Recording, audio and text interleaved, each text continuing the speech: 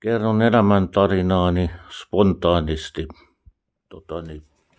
Ihan vaan en ole kirjoittanut nyt paperille mitään, mutta ulkomuistista yritän muistaa. Olen syntynyt 18.6.1966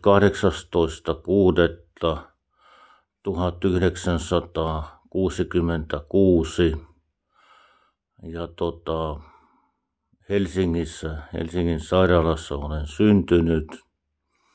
Ja syntymä oli semmoinen, että jouduin happikaappiin ja vettä oli keuhkoissa, mutta se vesi saatiin keuhkoista pois ja sitten on luettu jostain kirjasta, että jakomielitauti voi olla hapenpuutteesta johtuva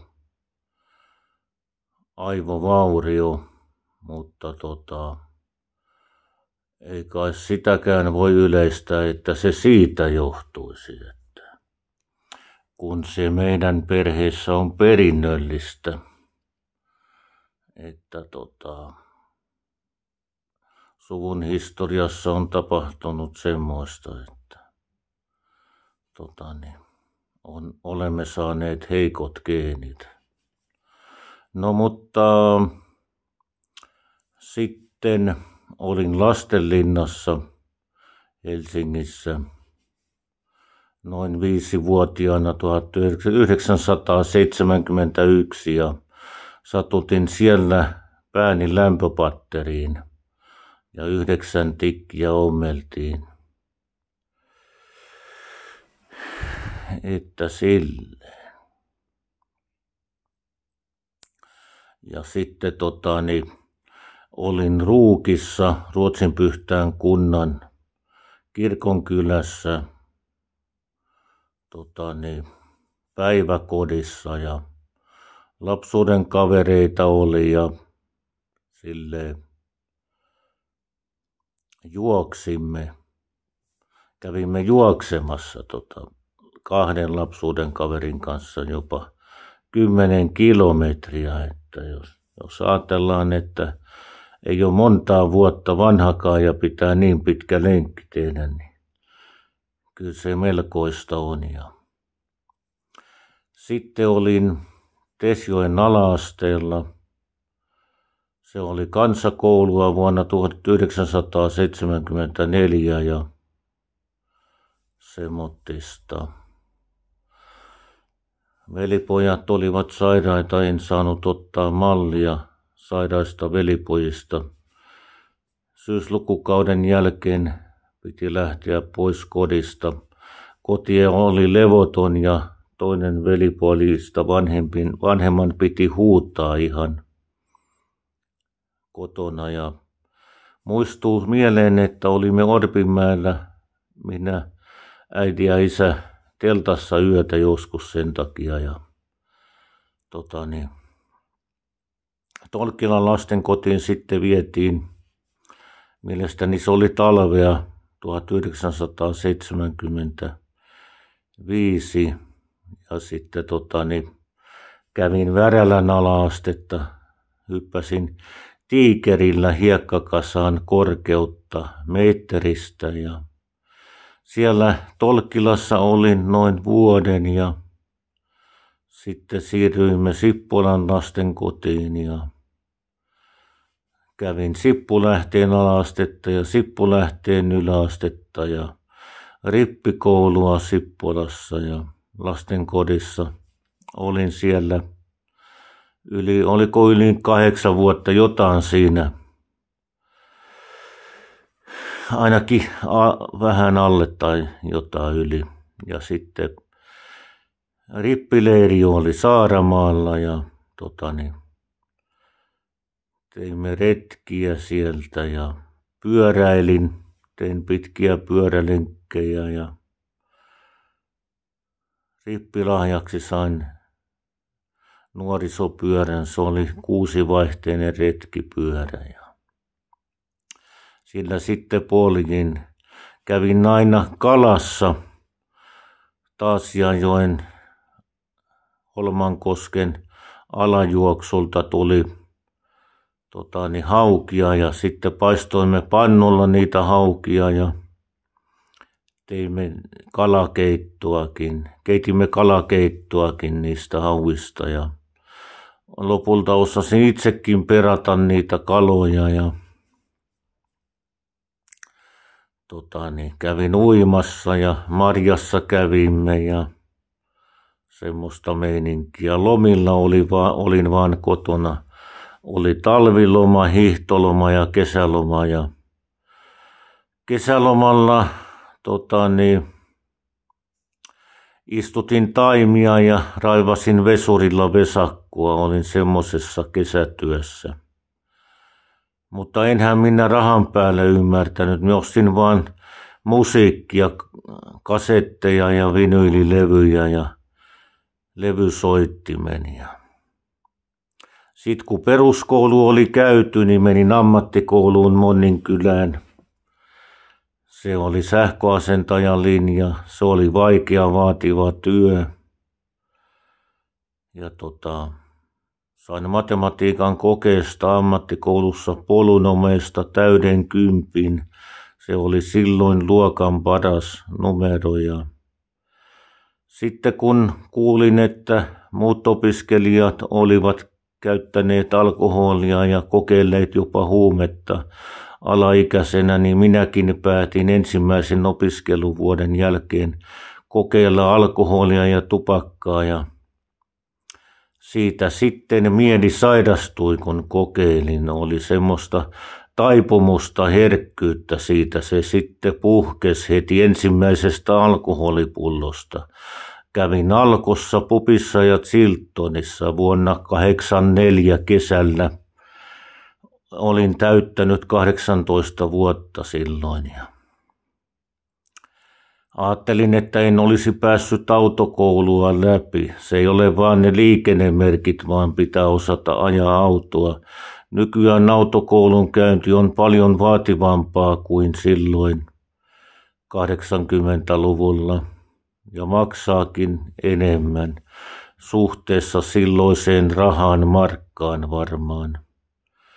Ja kävin jopa ravintola Chiltonin yläkerrassa naisten tansseissa. Tanssin vähän tangoa yhden naisen kanssa. Ja olin lapsuuden kaverin veljen kanssa pupissa juomassa nelosolutta, mutta siitä menee tervekin kuolema sekaisin, jos ottaa nelosolutta, lonkeroa ja viiniä. Pupin jälkeen menin Chiltoniin jatkoille, että olin kaatokännissäkin joskus, että meni silleen.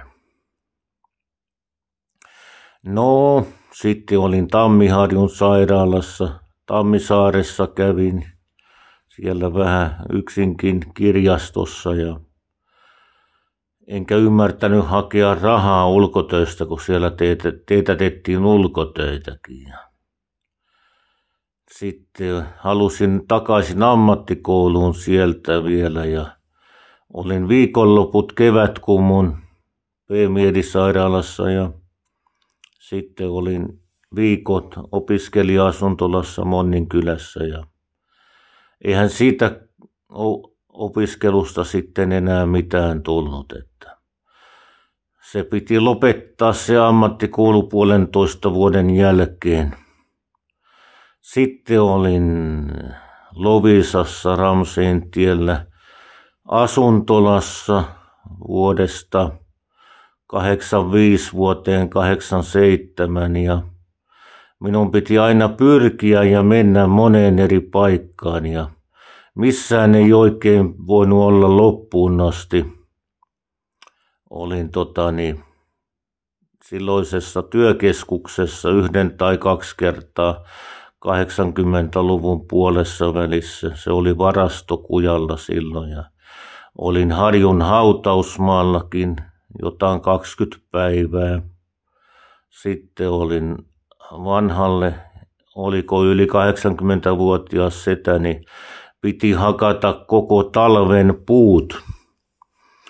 Ja minä hakkasin ne halkoja niin kuin 2 viikossa sen verran alkoja ja sitten olin TechLab Oy:ssäkin 2 viikkoa ja 85 kävin oikein tuolla, mikä se on toi, työvoimatoimistossakin ja vähän meinasin ammatinvalintatestiä tehdä, mutta sekin jäi kesken, olin sairaana silloin. Kuoloharhathan olivat helvettiä, se oli kuin vainoharhaa, siinä menee hermot. Ne olivat haukkumisia ja mielipiteitä. Ja olin tykokurssillakin vuonna 1985 Porvoossa ammattikurssikeskuksessa. Se oli työelämä- ja koulutukseen valmentava kurssi. Siihen kuului työharjoittelua. Olin muun muassa Enstolla sähköasennustarvikkeita pakkaamassa ja käytin pakkauskonetta ja silleen 2 viikkoa. Ja olin Kammelpakassa opiskelija-asuntolassa. Silloin olin 19 vuotta silloin ja senkin keskeytin, kun siellä oli semmoinen opiskelija asuntolassa, joka uhkaili, niin piti lopettaa sekin kesken. En uskaltanut enää mennä takaisin sinne opiskelija-asuntolaan, että sinne. Ja kaikenlaista sitten olin, kun lähdin Määrlahden asuntolasta siksi, että en kestänyt olla sielläkään sairauteni takia, niin halusin muuttaa maalle sieltä.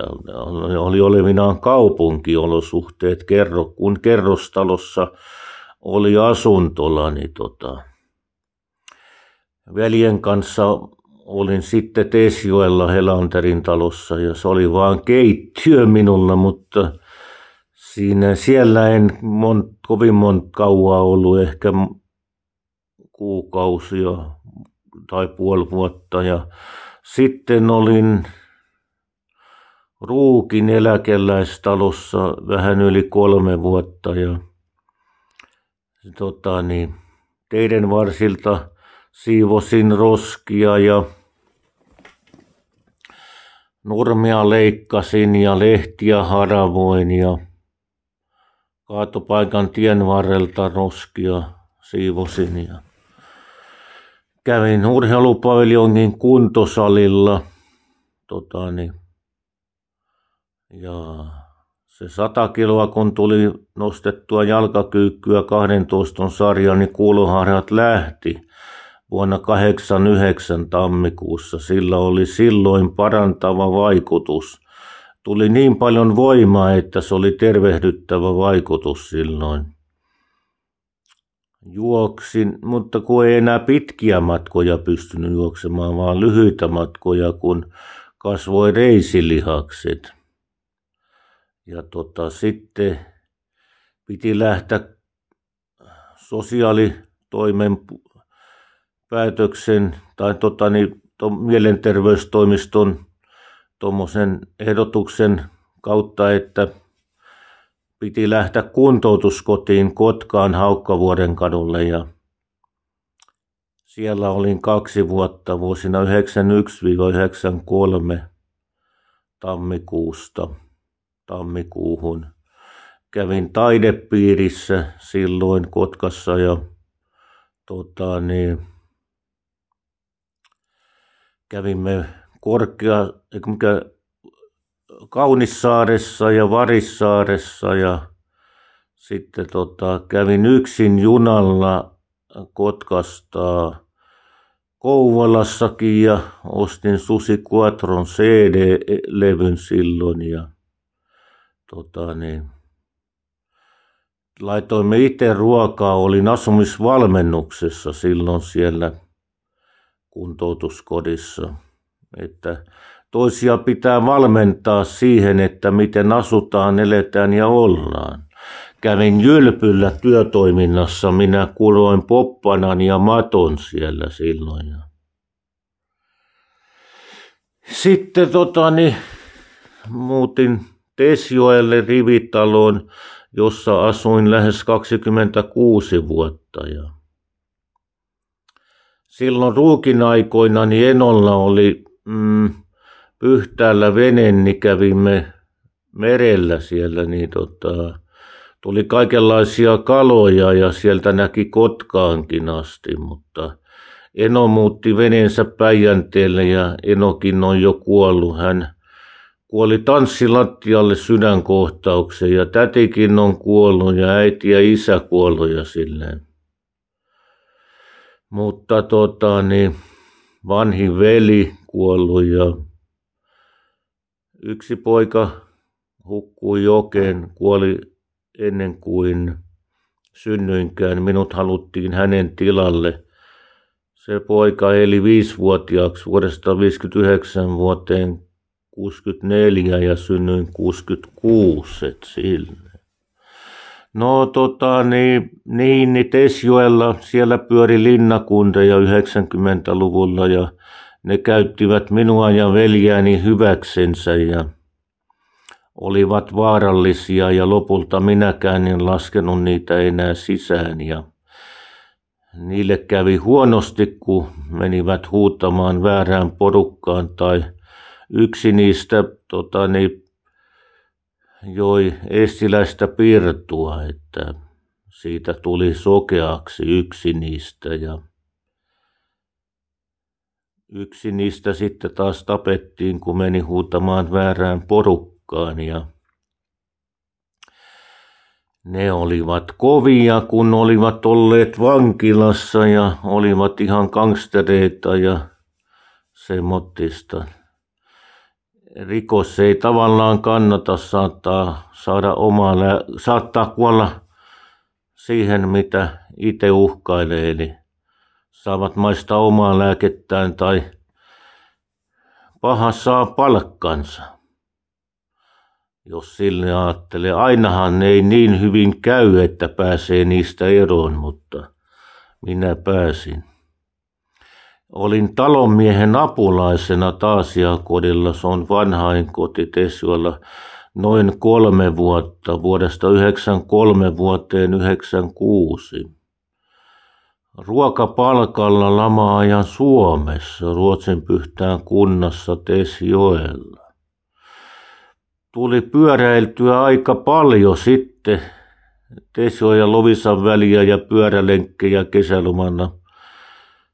Kun ajattelin, että alle tai yli 10 kilometriä lähes joka päivä tai sitten jopa 3 kertaa Tesjoen ja Loviisan väliä polkupyörällä ja talvellakin vielä poljin. Ja siinä tuli kilometrejä, 10 000 kilometrejä ainakin pyörän. Välillä kokeilin hiihtoakin ja meni läskiksi, kun söin vääränlaista ruokaa liian paljon. Yksin söin. Olisin halunnut, että minulla olisi ollut naisystävä, mutta semmoisia vaikutuksia on yksinäisyydellä, että sortuu alkoholiin ja tupakkaan ja syömään liikaa ja makeeta ja kaikkea hyvää, niin sitten siitä tulee mielisairautta ja diabeettista, että tietää, mitä se yksinäisyys teettää ihmisen. Tekee huonoja valintoja tai virheitä. Niin sekin, että kun voimaa tuli liian paljon jalkakyykystä, niin pidin liian pitkiä treenitaukoja ja meni pilalle. Se voima vaan katosi sitten. Että se ei ole niin yksinkertaista eikä helppoa. Jos jotain semmoista aloittaa, niin se pitäisi sitten noin niin kuin jatkaa kanssa, että sitä ei pitäisi lopettaa. Se podaus on sairasta siitä ja voimailu, että siinä pitäisi olla hormoneita ja sitten sitä ei saisi lopettaa ja eihän hormonit ole koskaan turvallisia lääkkeiden vaikutuksen alasenakaan. Ja, pimeätä hullun hommaa siinä mielessä, että eihän tavalliselle ihmiselle suositella niitäkään, jos sille ajattelee. Joo, ja nostin jo 94 vuonna ja sitten sen jälkeen nostin paljon painoja ja vuonna 98 tein omia ennätyksiäni, mitä levytangolla nostettuihin liikkeisiin tuli ja sitten senkin jälkeen vielä nostin aika paljon ja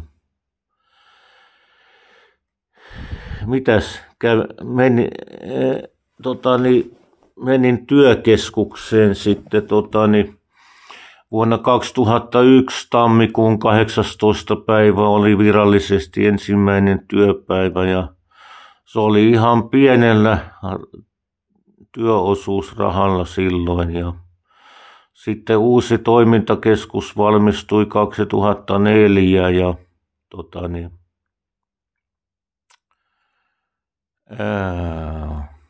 maaliskuun 15. päivä muutimme niihin tiloihin, missä nykyään olemme olleet ja vuonna 2024 oli 20-vuotisjuhlat toimintakeskuksessa 14. päivä toukokuuta ja pidin puheen yhdessä ohjaajan kanssa, joka on jo mennyt eläkkeelle sitten kesäloman jälkeen. Tulee joskus tuuraamaan, oli nyt ihan hiljattain, niin viime viikolla oli tuuraamassa viikon verran, kun ei ollut ohjaajia. Niin kaikkia, mitäs sitten muuta? Minua kannustettiin kirjoittamaan kirjoja työkeskuksen aikana jo. Minulla oli Valkon kansalaisopiston kirjoituskurssi ja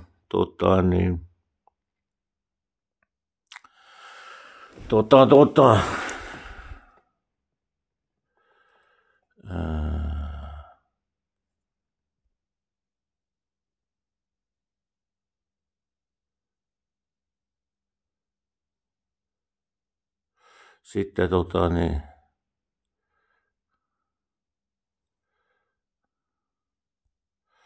mitäs muuta? Sitten meillä oli videopajakin ja minä pidin läksiäisiä syntymäpäiväpuheita ja suunnittelin ihan yksinkin ja ohjaajan kanssa niitä ja pidin tapahtumissakin puheita ja meillä oli tietokonekurssikin, järjestettiin Valkon kansalaisopistosta ja opetushallitus myönsi opintotukirahaa sen verran, että vuonna 2008 valmistui minun ensimmäinen kirjani. Sidontalaite oli ostettu netistä ja noi sivut liimattiin kansiin, kannetkin ostettiin netistä ja Valkon kansalaisopiston opettaja ohjasi sitä kirjan tekemistä opistolla sivutyönään. Kävin aina työpäivän jälkeen siellä ja kaikenlaista on järjestetty ja sitten oli se videopaja, miehän tein treenivideoita ainakin jo vuodesta 2010 alkaen ja sitten 2 lyhyt elokuvaa tuli videopajalta, mutta ei ne mihinkään yleiseen levitykseen eikä kirjanikaan yleiseen levitykseen, mutta tutuille vaan olen myynyt tauluja ja kirjoja, olen pitänyt taidenäyttelyitä ja sitten toinen kirja on ihan kirjapainossa tehty ja sitten on ne 2 viimeisintä kirjaakin, tosin olen ihan yksin tehnyt ne. Ruotsalainen Solentro-kirjapaino on ollut ja Bad Books on Demand oli se pokkarikokoinen kirja. Helsinkiläinen kirjapaino, mutta se oli painettu Saksassa se toinen kirja. Ja taskukansiokirjoja tein siinä välissä, kun ei keksinyt, että miten voisi kirjoja kirjoittaa siinä välivuosina. Niin kansioita ostin ja tulostin minulla oli ja värikuvia ja tekstejä tulostin ja kirjoitin sitten ja semmoisiakin kirjoja on ollut. Sitten aloimme pelaamaan sählyä ja sitten pelasimme välillä futistakin, toimintakeskuksen joukkue. Sen nimi on Lovisa Kings ja meillä on nyt tänä vuonna joulukuussa 16. päivä maanantaina turnaus. Osallistumme harrastesarjaan, emme mihinkään kilpasarjaan. Ja olin kuntonyrkkeilyssäkin 2016 50-vuotiaana, joilta poljin aina pitkän matkan työpäivän jälkeen illalla sinne Valkkoon päin, mutta se oli syksyä, niin tuli flunssaa ja pyörä meni rikki ja ei suositeltu talvipyöräilyä niin sinne ja ei se sitten, sekin loppu 5 kertaa kävin siellä, mutta se oli kovinta treeniä, missä olen niin kuin ollut, jos sille ajattelee. Silloin mestarinyrkkeilijä valmensi siellä ja toimintakeskuksen ohjaaja tai vastaava ohjaaja kiinni. Mitäs sitten? Erityispiirin turnauksista tuli mitaleitakin. Miniturnauksiakin oli, eli Porvoon asuntoloista olivat keränneet joukkueen ja Porvoon ohjaajat ja Lovisan Mentera-klubi ja toimintakeskuksen pelaajat oli kans yhdistetty. 3 joukkuetta niin kuin oli ja Lovisa voitti 3 vuonna peräkkäin, mutta sitten klubitalot yhdistettiin, niin sitten ei enää pelattu vastakkain Porvoo ja Lovisa. Semmoistakin on ollut. Mitalit eivät ole aitoja, ne ovat vain mitalin värisiä. Väriainetta vaan. Mitäs muuta? Sitten sählyssä meni polvi koukkuun vuonna 2018. Olin polvitähystyksessä Porvoossa ja 3 luunpalasta otettiin pois ja 1 luunpalanen oli lukkiuttanut polven, niin sitten seuraavana aamuna leikkauksen jälkeen pystyin jo kävelemään. Lopetin kuitenkin ulkotyöt Lovisan kaupungilla olin silloin. Se oli kovaa raskasta työtä, kun siellä oli niin paljon alueita ja se oli terveyskeskuksen pihalla ja mitä siihen kuului, niin paljon piha-alueita oli. Niin sitten sillä tavalla olin paikallisessa yrityksessäkin työryhmässä ja palkkatuella ja ennen tuli alihankintatöitä siitä yrityksestä monta vuotta, mutta tuli tämä korona ja tuli lakot ja irtisanomiset ja YT-neuvottelut ja tämmöiset.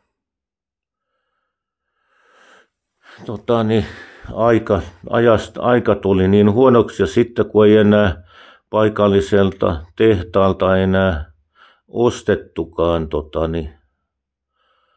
tuotteita, töitä, niin sitten ei enää tullut alihankintatöitä toimintakeskukseen ja työosuusrahakin pieneni sitten vähän. Ja nykyään etupäässä maalaan keramiikkaa, lautasia, kattoja, lyhtyjä, muumitaloja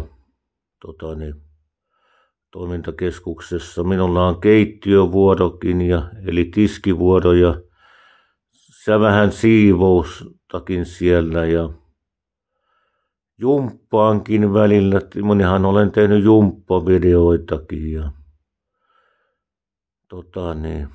kuntopyörääkin on polkenut, hölkännyt ja juossut Lovisan kentällä ja semmoista. Leiponut ja laittanut ruokia ja maalannut taidetta joo, kun muutin Loviisaan Tesjoelta. Pääsin muuttamaan kerrostaloon, kun naisystävääni tutustuin vuonna 2015, kun tarjosin luettavaksi toista kirjaani ja sitten vaihdoimme puhelinnumeroita ja kirjoitimme rakkauskirjeitä, mutta kun hän on islaminuskoinen, niin se ei sitten sen pidemmälle edennyt, että olemme vain ystäviä kaveripohjalla, vaikka epävirallisesti olemmekin kihloissa.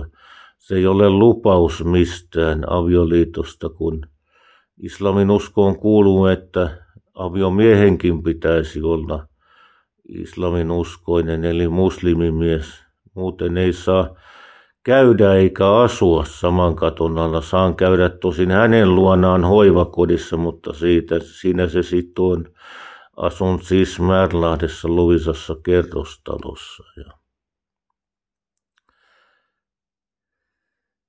eri yrityksissä olen käynyt töissä ja olen tehnyt varmasti hirveästi töitä tässä 10 vuosien aikana.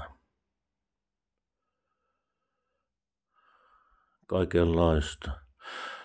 Alkoholin käytön lopetin, kun juhlimme mitaleita joulukuussa 2016. Sen jälkeen en ole ottanut alkoholia. Tupakan polton lopetin 2013, 13. päivä perjantaina kello 12.20. Sen jälkeen en ole polttanut yhtään sauhua. Tupakkaa poltin ennen ketjussa tupakkaa. Sikareita, savukkeita, sätkiä, piippua. Ja eikä se hyvää tehnyt, kun rinta alkoi polttamaan ja tuli flunssa jo syyskuussa, niin päätin lopettaa tupakan polton. Niin siitäkin on jo yli 11 vuotta aikaa vuonna 2024 marraskuussa. Se oli syyskuun 13. 2013, kun lopetin tupakan polton. No ei ne tavatkaan sitä, ei se tapojen muutoskaan sitä rakkautta ja naista tuo, vaan on ihan muut asiat. Ystävällisyys, sosiaalisuus, luonne, persoonallisuus, semmoiset seikat. Ja kun ei ole ollut koskaan rahaa ja niin yksin ei ole tullut lähdettyä minnekään, niin eipä sitä ole sitten tutustunutkaan naisiin tai naiseen. Somealustalta ei oikein sitä naisystävää löydy. Kato, kun mulla ei ole autoa eikä ajokorttia, enhän minä pääse minnekään täältä, eikä ole rahaa, en voi muuttaa täältä minnekään. Olen niin kiinni täällä. Ja kun täällä on minulla tavallaan terapiatyötä, maalaan keramiikkaa sun muuta. Jos joskus työllisyystilanne paranee, niin voi tulla jotain töitä toimintakeskukseen tehtaalta, mutta jos se on jossittelun menee, se voi olla, että ei enää koskaan parane työtilanne, sitä ei tiedä. Semmottista. Eläkkeelläkin saa tehdä töitä, mutta työstä ei saa tienata niin paljon, että menisi veroa, tai palkkatuella saa olla 2-3 kuukautta vuodessa, jos on sairaseläkkeellä, menee silleen. Joo, on se pitkä tie, kun olen 58 vuotta 2024. Mitäs muuta tulisi mieleen? Varmasti on paljon muutakin tullut tehtyä. Monessa paikassahan olen käynyt Särkänniemessä, Puijolla, Kuopiossa,